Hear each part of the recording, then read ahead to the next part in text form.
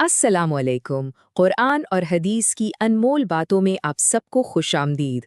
दोस्तों, आज हम एक ऐसे मौजू पर बात करने जा रहे हैं जो बहुत ही नाजुक और बहुत ही अहम है। सौतेले रिश्तों में इंसाफ कैसे कायम किया जाए। तो चलिए ज़रा इस पर सोचते हैं। सौतेली माँ, सौतेला बाप, सौतेला भाई, आखिर ऐसा क्यों है कि हमारे मुआशरे में इन लफ्ज़ों के साथ ही फ़ौरन से जुल्म और नफ़रत की तस्वीर सामने आ जाती है? हम ये क्यों भूल जाते हैं कि ये रिश्ते इंसान ने नहीं बनाए, बल्कि ये तो हालात और तकदीर के फ़ैसलों से अल्लाह ने जोड़े हैं? ज़रा इस तस्वीर को देखिए। ये टूटती हुई लड़ी, ये हमारी ज़िंदगी भर की इबादतों की तरह है। क्या हमें अंदाज़ा है कि सौतेले बच्चों के साथ किया गया एक ज़र्रा बराबर जुल्म भी हमारी इन तमाम नेकियों को बिल्कुल ऐसे ही बिखेर सकता है? जी हाँ, ये मामला अल्लाह के नज़दीक इतना इतना संगीन है। अच्छा, तो आइए अब इस मसले की गहराई में उतरते हैं। इस कड़वी समाजी हकीकत को समझने के लिए हम जाहिद की कहानी का सहारा लेते हैं। ये एक ऐसी कहानी है जो बताती है कि कैसे अच्छी नीयत के बावजूद इंसान अनजाने में कितनी बड़ी गलती कर बैठता है। तो ये हैं जाहिद। जाहिद ने एक बेवा से शादी की, जिनके एक 5 साल का बेटा था दानियाल। शुरू शुरू में तो सब कुछ बिल्कुल ठीक था। घर में खुशियां थीं, सुकून था। लेकिन फिर जाहिद का अपना बेटा पैदा हुआ और बस यहीं से गैर महसूस तरीके से उसके रवैये में एक ऐसी तब्दीली आना शुरू हो गई जिसे शायद वो खुद भी ठीक से नहीं समझ पा रहा था। जरा इस फर्क को देखिए। ये फर्क दिल दहला देने वाला है। अपने बेटे के लिए नए महंगे खिलौने और दानियाल के लिए पुराने इस्तेमालशुदा। अपने बेटे की गलती पर ढेर सारा प्यार और दानियाल की छोटी सी भूल पर सख्त डांट। यही वो फर्क था जो धीरे धीरे घर के सुकून में जहर घोल रहा था। जाहिद के ख्याल में तो वो अपने अपने खून का हक अदा कर रहा था, लेकिन हकीकत में वो अल्लाह की उस अदालत में मुजरिम बन रहा था जहां यतीम और बेसहारा का मुकद्दमा खुद अर्श वाला लड़ता है। दानियाल के दिल में पैदा होने वाली वो महरूमी आहिस्ता आहिस्ता जाहिद के घर की सारी बरकत खा गई। तो फिर इस मसले का हल क्या है? आखिर इसका हल कहाँ है? इसका हल इस रब्बानी ढांचे में है जो हमें दीन ने दिया है।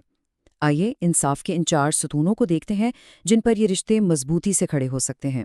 सबसे पहला, बराबरी का हक, यानी खुराक, लिबास और तालीम में अपने सगे और सौतेली बच्चों के दरमियान फ़र्क करना, ये सरी जुल्म है। दूसरा, मोहब्बत में तवाज़ुन, अपनी फितरी मोहब्बत का इजहार, कहीं ऐसा ना हो कि दूसरे बच्चे को अपनी मौजूदगी बोझ लगने लगे। तीसरा, माजी का एहतराम, सौतेले बच्चे के सामने उसके सगे माँ या बाप की बुराई करना, ये उसकी रूह को जख्मी करने के मुतरादिफ है। और चौथा, और बहुत अहम, नाम और पहचान, उसे ये एहसास दिलाना कि वो इस घर का मुकम्मल हिस्सा है, कोई मेहमान नहीं। अच्छा, अब आगे बढ़ते हैं और इस नाजुक रिश्ते को जोड़ने के लिए कुछ नफ्सियाती पहलुओं और अमली इक़दामात की तरफ चलते हैं। नफ्सियात कहती है कि सौतेला रिश्ता एक नाजुक शीशे की तरह होता है और स्लाइड पर लिखी हुई बात बहुत बहुत गहरी है। अगर उसे बार बार ये जताया जाएगा कि वो सौतेला है, तो वो कभी भी अपना नहीं बन पाएगा, कभी नहीं।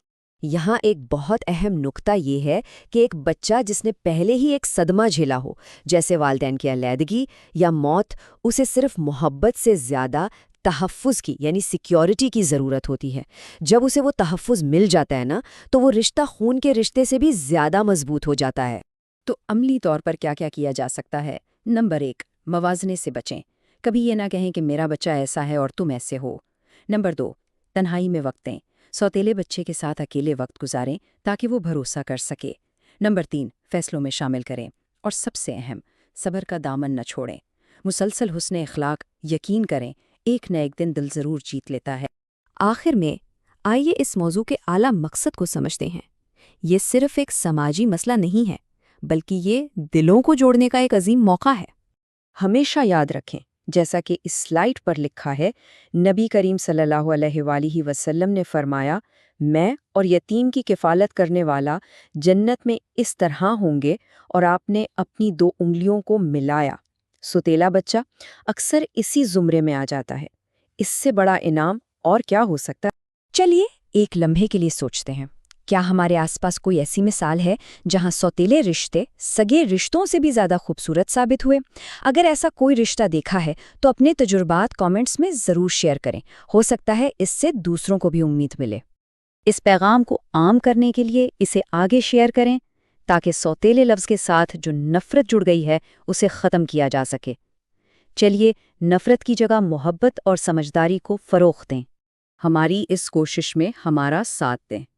قرآن اور حدیث کی انمول باتیں، چینل کو سبسکرائب کریں، اس کاوش کو لائک کریں اور اپنے دوستوں اور اہل خانہ کے ساتھ ضرور شیئر کریں۔ آپ کے خیالات ہمارے لیے بہت اہم ہیں، اس لیے نیچے کامنٹس میں اپنی رائے ضرور دیں۔